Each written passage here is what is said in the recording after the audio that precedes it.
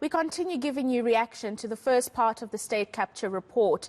Now, it's made damning findings against several people and companies across the country. Part of the conclusions and recommendations mirror a letter from the Institute of Directors South Africa in September last year. The nomination and appointing of directors in state-owned entities have been put in the spotlight. The chief executive for the Institute, Pami Nathan, joins us now to talk more about this. Pami, many thanks for your time this evening.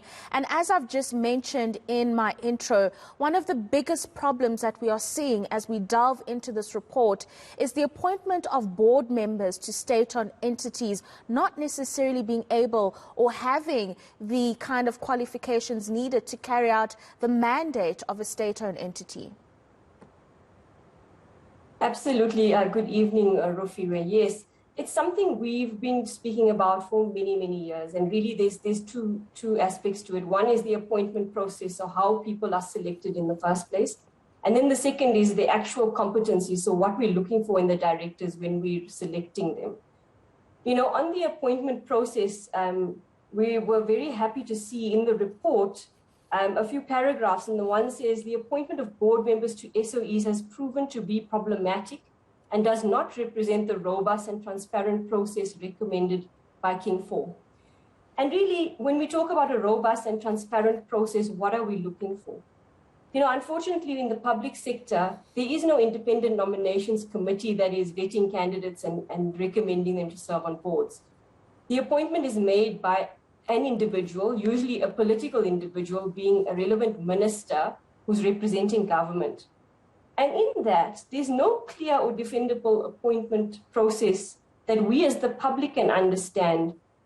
You know, what was the criteria? Did these people apply? Were there set criteria that they needed to fulfill in order to apply? Who was the interview panel? What due diligence was conducted before they were appointed? I really think in the public sector specifically, we need some sort of independent nominations panel that assesses candidates against set criteria. Because we really need to be finding the best people for the job. And that means people who not only have the necessary knowledge, skills, expertise, and experience, but also people who have the necessary moral compass to serve the interests of their organization and ultimately to serve the interests of SA Inc. No, absolutely. And you say that you've been raising some spotlight on this particular issue for a number of years now. Why is it not changing, or are there any discussions to change the way in which these appointments are made? And I wonder if it's something that's going to be addressed a little bit more aggressively, given what we've seen come out of state capture. Yes, it's something, as I say, we've been raising our voice about for many years. And in fact, a number of years ago, we worked with the Department of Public Services and Administration on a guide to the appointment of board members to SOEs. And I mean, this for me was going to be groundbreaking because it was going to almost put the rules of play, before ministers can make any appointments, these are the things you should be doing. This is the process you should be following. These are the criteria you should be looking at. And we were very excited about this guide because we felt it could make a real impact in an area that we don't feel is dealt with well enough. But unfortunately, when that guide was tabled at Cabinet, it just went quiet and sort of disappeared from there. So I really think we need to revisit that. Directorship is a very serious profession, and we need people with the right skills to serve. And I mean, we saw in the testimony that was shown publicly, strikingly, we could see how important this role is that directors play and how badly things can go wrong if they don't either understand the role or they understand the role but choose not to fulfill it adequately. No, absolutely. And I mean, you also indicate that while it's a really positive step, that it's actually been recognized that the appointments of directors or the way in which it's done is actually to the detriment of our state-owned entities. You do have some concerns and some anxiety about whether the tide will actually change.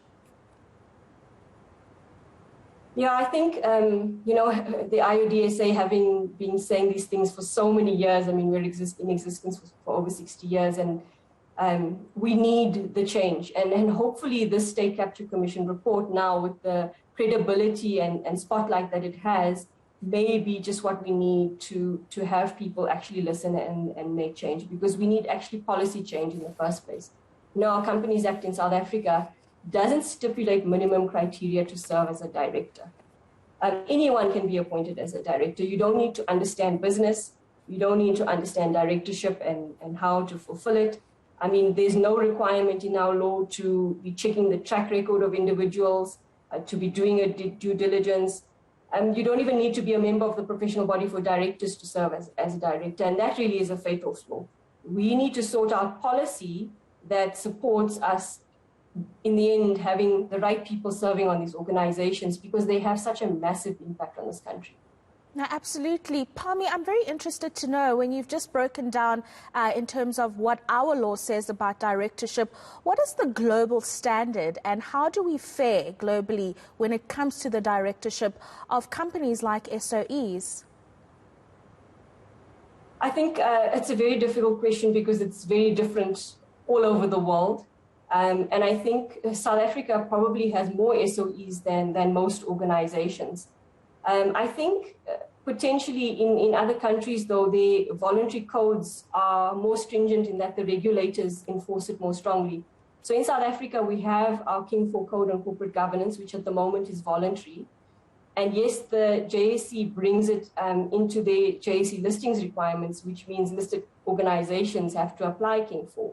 But unfortunately, currently, there's no such requirement for SOEs, in that National Treasury or any other government department, etc., doesn't mandate it for SOEs.